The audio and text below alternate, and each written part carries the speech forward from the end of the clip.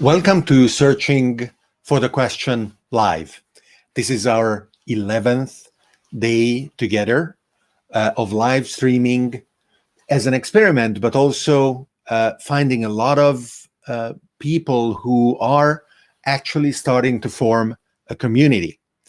And in order to give a place for this community to meet and to discuss, we created a Discord server. You are welcome to join on this virtual space where you can chat, you can exchange opinions, you can even talk because Discord, having been born originally for gamers, supports audio so that the people whose hands are occupied with the controllers could coordinate their action. The address is bit.ly David Orban -Discord, and it is displayed on the screen right now. Today's episode of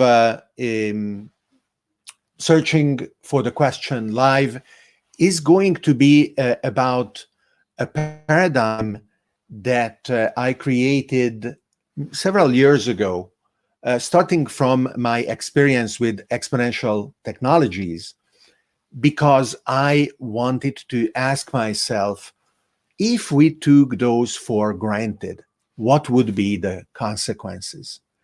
What kind of community, what kind of society, what kind of planet would result out of understanding deeply and taking for granted that there are phenomena whose acceleration creates astounding results year after year. And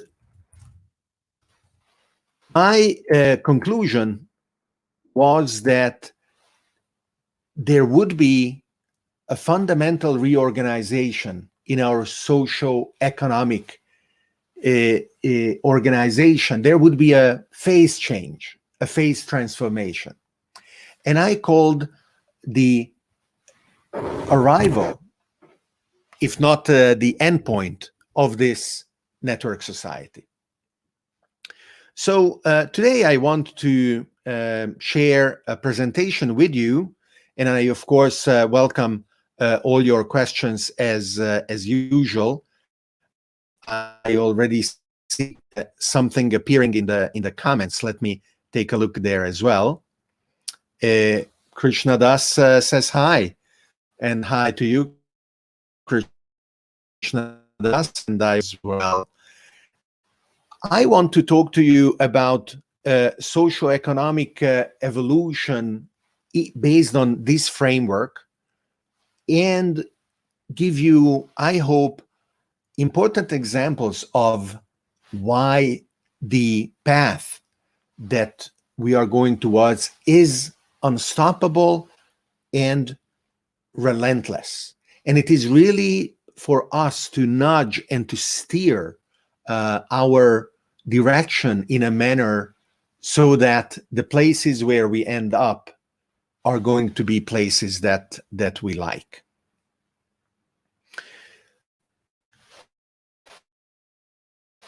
The paradigm of is it by something that all of you are familiar with.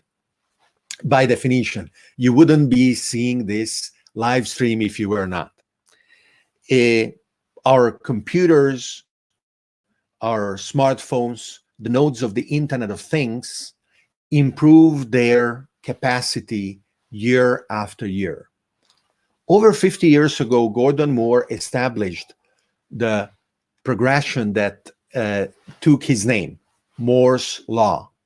It is not like Newton's law, because there is nothing that says that it will keep going, except the passion and the ability of thousands of engineers around the world who work very hard to make it come true. And Moore's law simply says that our ability to fit transistors on a given area will double every couple of years. We will be able to fit twice as many transistors on the same area as before. And this simple observation led to the world that we see around us. Even though technology has been shaping the world since the birth of civilization, we have been dreaming what kind of society we can create, and is the society that we are living in today the best that we can achieve? Certainly, there were people in the time of the pharaohs who thought that the best would come after they died. That is why they dedicated so much energy to building the pyramids, in order to make sure that they would be welcome in the afterworld. And since so much of what was achieved and what was achievable thousands of years ago was based on slavery, it wasn't too much of a stretch to actually believe and to feel that the life that you were living was really bad. If we were together and a couple of thousand years ago, you were looking at me as I was building the Colosseum in Rome, you could have asked me if I believed that my condition was just. And I would have told you that it wasn't, that I lived a very, very bad life. But also, if you continued the interrogation, I would have confirmed that I see no alternative. I don't believe there is a possibility of creating something that is not the way that we organized the society at the time. And the reason for that is because technology didn't make it possible. But things evolved, and it took quite some time, but we were able to change things to the point where we not only made slavery illegal all over the world, but we went beyond. We said, is it really the right thing to do to have children work in mines like you see in this photo from merely 150 years ago, where carbon mines in the UK had child labor? It was possible to decide that we could change society like this thanks to technology, because we changed society with technology. And we are still doing that. Today's internet, embracing all the world, is allowing us to dream even bigger. And these dreams are exhilarating.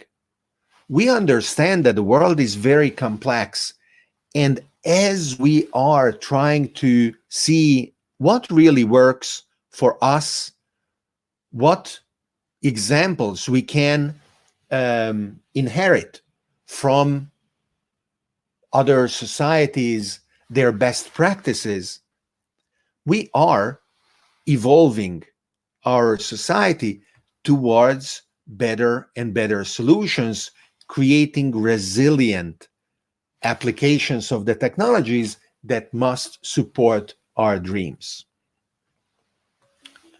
The real limit is not what we can dream. The real limit is what we assume upon ourselves, what we believe that we cannot achieve because we don't believe in what we can achieve. So if you step out from these self-imposed cages of old type thinking and you look at what is possible, you realize that the very organization of society could change.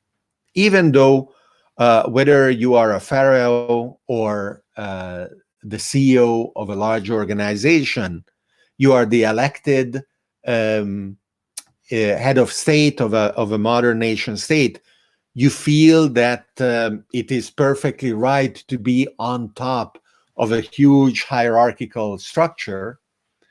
The alternative of a decentralized network that distributes decision making and that allocates resources in a different governance system than not what we are accustomed to seeing is actually possible.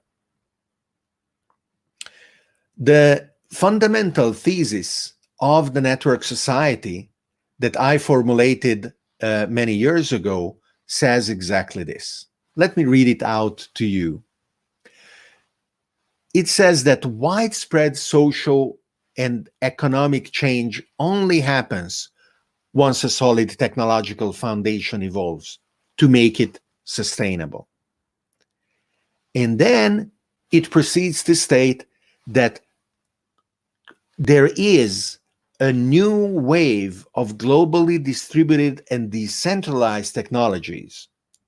And these emerged achieving superior results with respect to the centralized and hierarchical alternatives that existed before. And finally, that these changes are going to be unstoppable and they will undermine and disrupt the nation state's supporting pillars. And that is the resulting socio-economic organization that comes after that I call network society. So in order to further analyze and understand this, I created a London-based think tank that today has ambassadors in over 30 countries. You can go and visit the website netstock.org in order to get acquainted both with the manifesto that has been translated in many languages. And if you see a language that is apparently missing, feel free to volunteer to translate it in your native language as well. And the fact that what I'm saying is not a pipe dream, but is already happening, is something that I want to illustrate with very, very concrete examples. Iqbal Asim, in the meantime, says that he has 12 years of experience in the banking industry as a systems analyst, and he feels that the message I'm giving is real. Thank you very much. So look at, for example, solar energy. It is a decentralized source that is becoming cheaper and cheaper every day.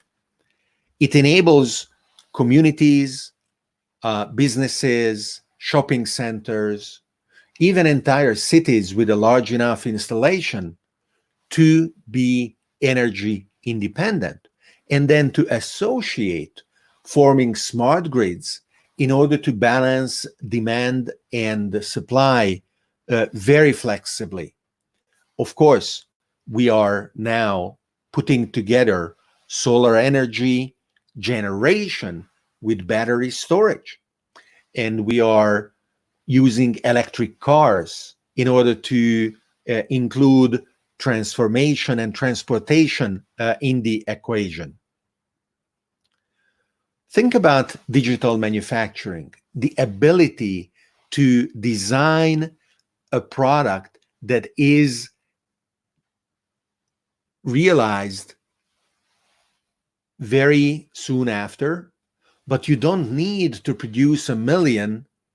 And if you can improve it, the week after, new units can be 3D printed, for example, with improved characteristics.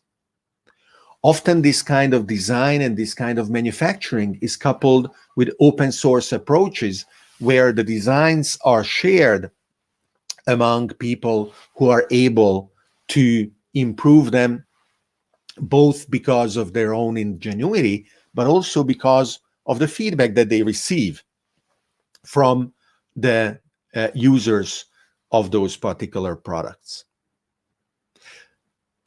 Think about hydroponics, which radically diminishes the use of water and soil, which uses the solar radiation transformed in electricity and at very high efficiency, then via LED lighting provides the lighting that a particular crop needs in order to grow healthily, but also interestingly is able to transform an activity that traditionally occupies a lot of our land and that has encroached on nature all over the world in a three-dimensional activity that makes it much more able to produce the quantity we need with a very, very small, a very much reduced footprint on the planet. And of course, in terms of 3D printing, we are now also able to produce synthetic meat, animal proteins that have been created in order to arrive to hamburgers, and in the near future also we are going to have other physical forms of these products that are meat, but they are without animal suffering.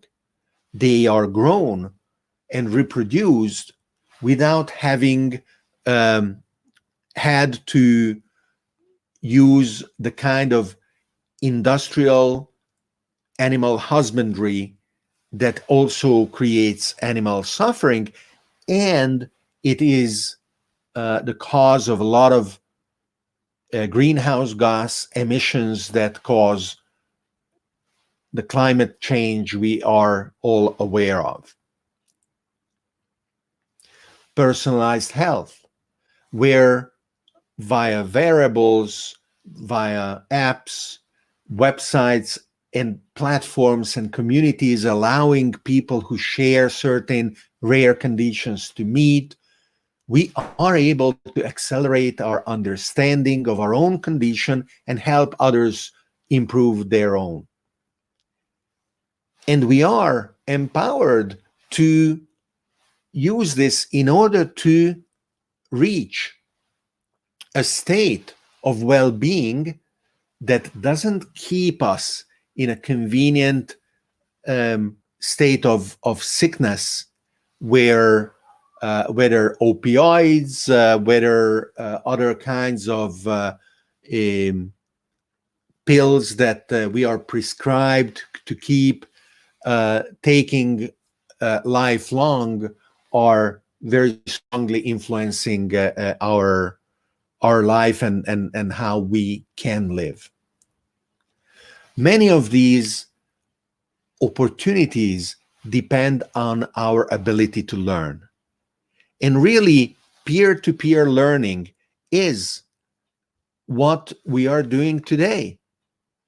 I am sharing my understanding of the world with you, and you are giving me your attention as well as your comments, your questions, which I, of course, welcome, and the opportunity of learning from you. And whether we are talking about YouTube or Facebook or Wikipedia or blogs that share our opinions with the rest of the world and that get discovered via the search engines, this is a huge and effervescent cauldron of information and knowledge and wisdom and experience that we can leverage. The kind of decentralized solutions that I am talking about are also, of course, emerging in finance and our understanding of money. Bitcoin, that is over 10 years old, is not a fad.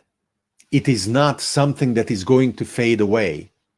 If anything, it shows a kind of resilience that is vastly superior to the traditional monetary systems that need to be propped up with heroic effort by central banks, whose effort at the same time undermines the value of the same currency that they are trying to support. And of course, the same currency that is imposed on each of you through taxation, where you are not allowed, but pay your taxes in the monetary unit and the monetary system of choice of the country of your residence or citizenship. And today, the fact that even in the middle of this pandemic, even in the middle of the brewing financial crisis that we are seeing popping up, the cash crunch that we are seeing, Bitcoin and blockchain applications in general are not crashing, are not disappearing, is a huge proof and a huge support of their staying power.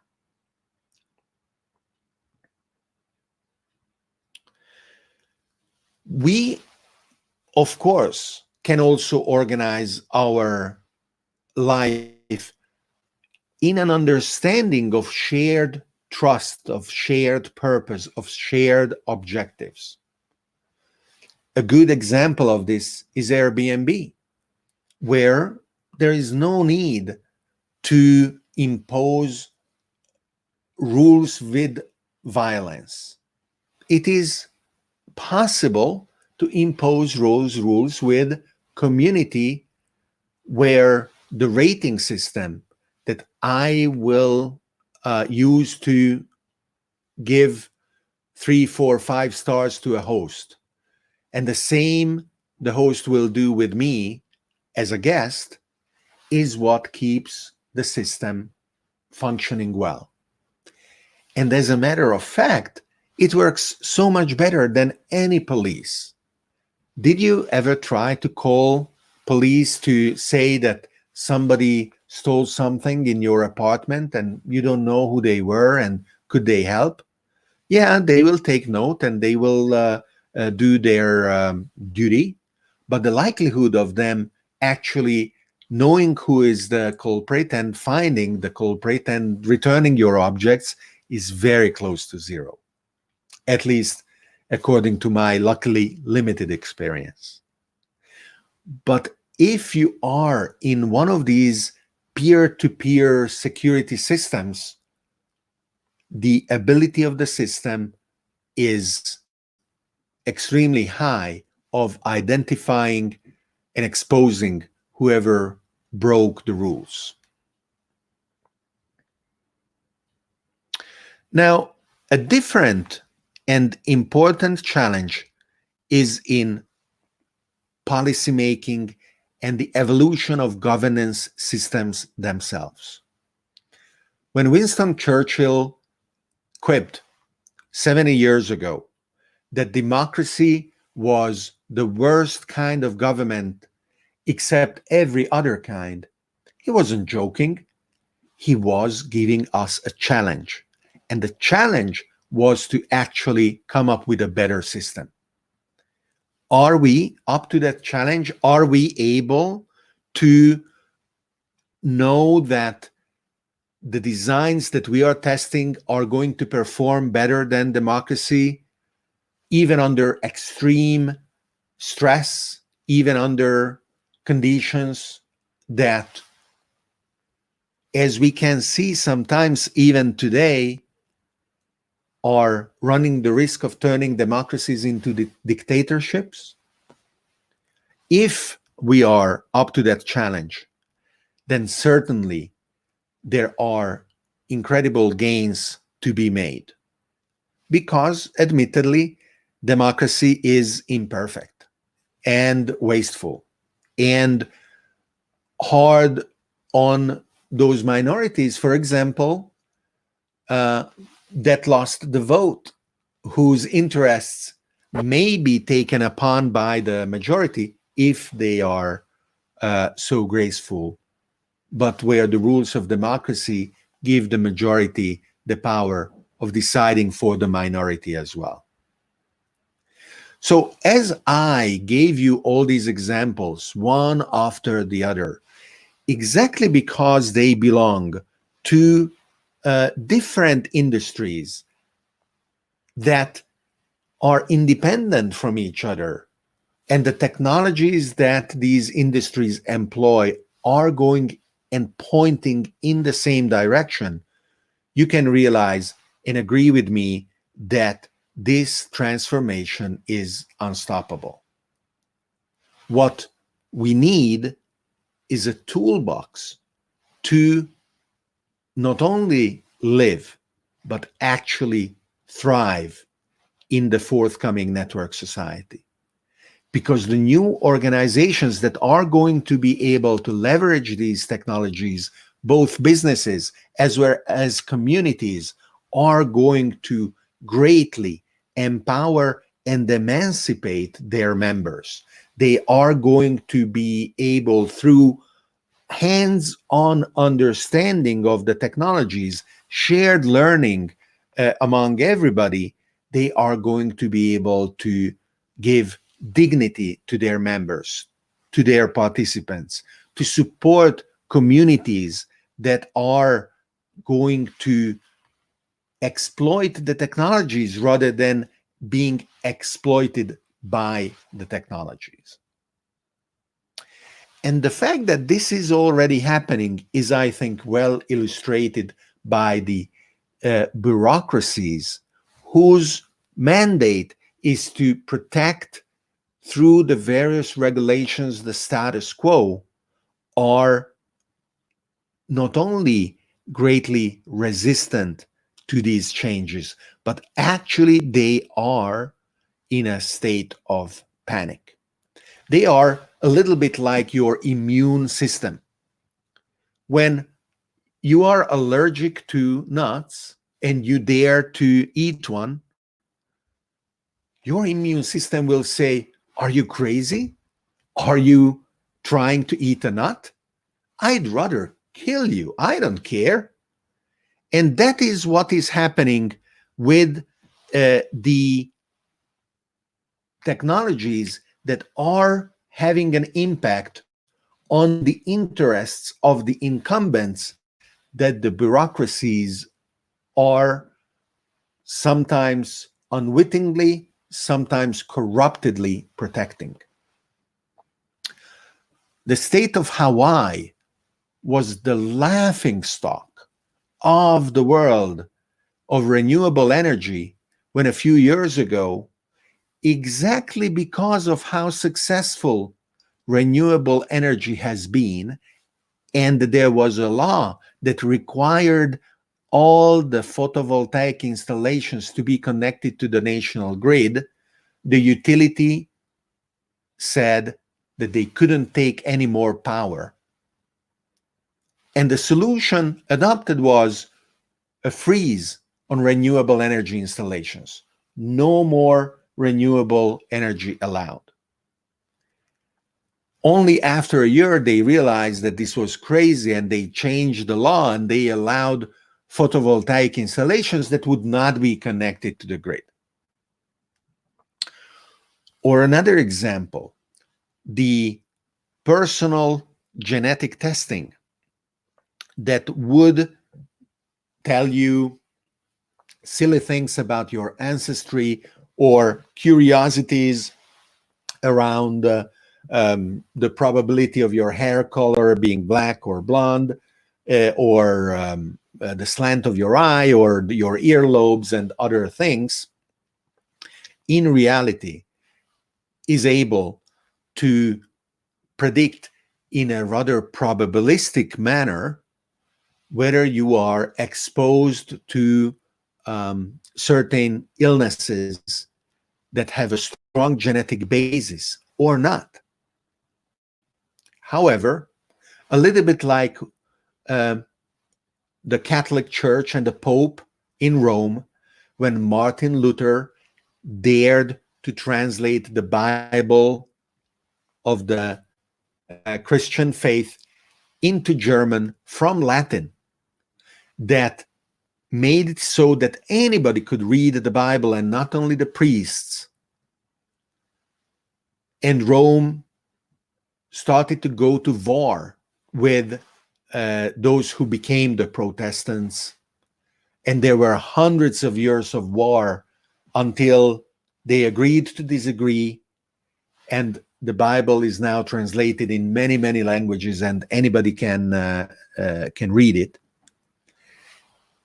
The FDA, the Food and Drug Administration of the United States, now says, no, all of you are too stupid. This is dangerous knowledge.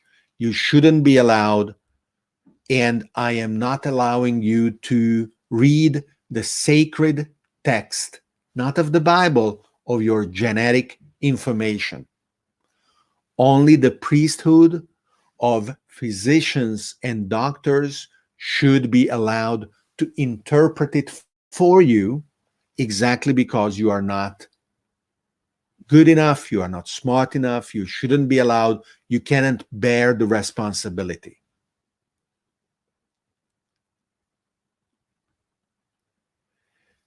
Or another example, when Bitcoin started to be visibly successful, and it was running the risk of disrupting the existing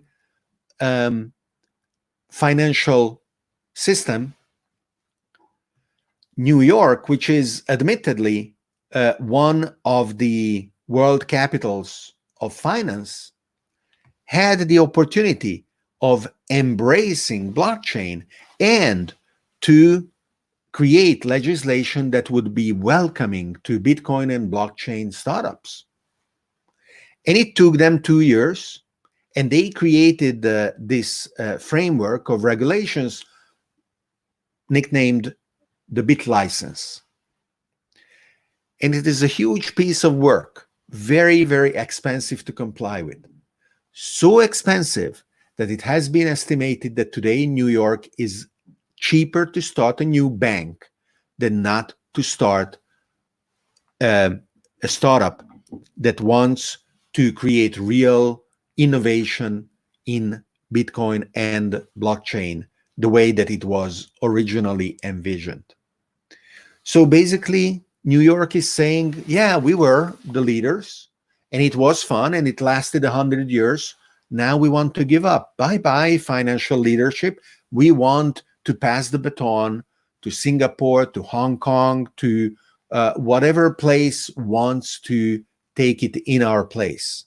Maybe Malta, who a couple of years ago created a framework legislation that is very welcoming to Bitcoin and blockchain startups. But they are so desperately mistaken. Isn't it true that if all these examples point to an unstoppable change, as I have been telling you, then panicking is useless?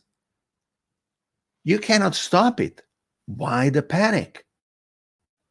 You should instead open the cages of old type thinking, because there are so little barriers to embracing the new. Start at least experimenting, start understanding, what does solar energy mean for your community? How can we create a financial sandbox where we define what are the parameters, what are the limits of understanding how merchants would use Bitcoin, how new kind of financial instruments could be defined on the blockchain, what would it mean to design and settle loans that would be driven by smart contracts. And these are opportunities that are creating, that can create incredible new degrees of freedom. In those environments where the nation state feels secure and powerful enough to allow it. So you can immediately draw the conclusion. Those environments where these technologies are not well known, not popular, or are even discouraged or prohibited and repressed, are territories of nation states that are insecure. They are weak. They show strength in order to hide their weakness, because otherwise they would allow a greater amount of choice to the empowered and emancipated citizens that are not their subjects, that are individuals who can think by themselves.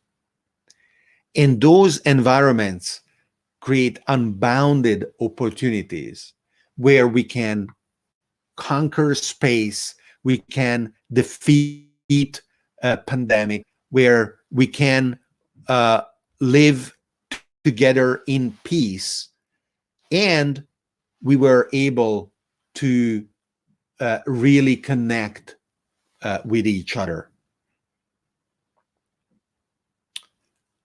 And of course, the disruptions are not easy, especially for the disrupted.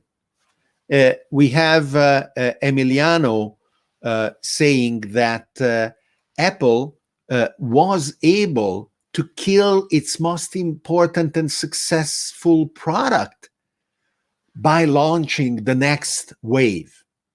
And since then, they have been doing this over and over, but it is not common. It is not common to be able to disrupt oneself, except if unstoppable forces are driving transformations in the world around us, then the disruption is going to come anyway. If you are not disrupting yourself, somebody else will disrupt you.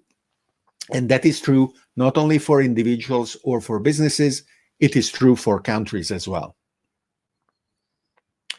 Now, I would like to point you to a series of platforms where you can follow Network Society if you like what you hear. The Network Society project, since the original name was that this is the origin of the various handles on Twitter, Facebook, YouTube, and elsewhere as well.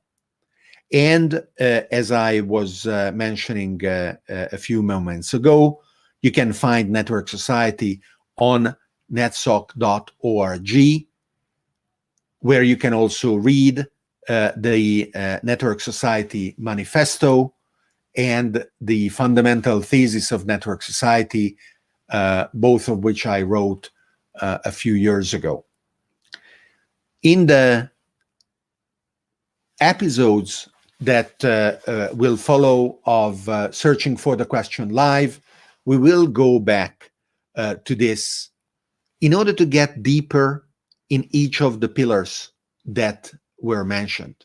And we will mention many, many other things, and there will be a lot of opportunity for each of you to participate in different ways.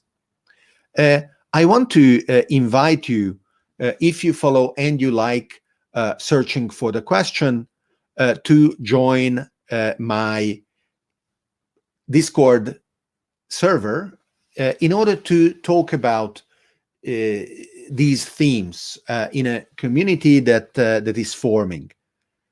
And bit.ly/David Orban-Discord is the URL for that. Now, of course, as the episodes of Searching for the Question Live accumulate, you may want to look back to previous episodes, and you can do that going to bit.ly/Searching for the Question Live as the SFTQL-playlist, and this will bring you to YouTube.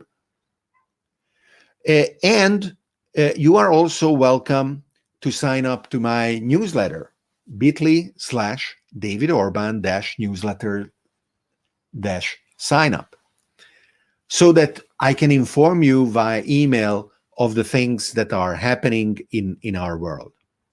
And finally, if you like this live show, you're also welcome to become a supporter on Patreon, so that together with my team, I can keep producing it, improving it, and also keep experimenting with the various technologies that I employ.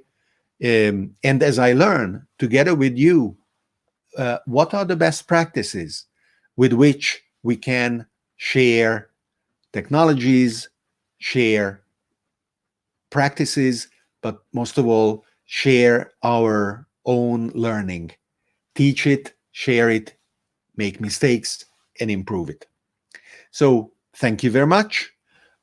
Tomorrow, if you have become accustomed to seeing this show at the time of today as well, starting at 7 p.m. Central European Time, 1 p.m.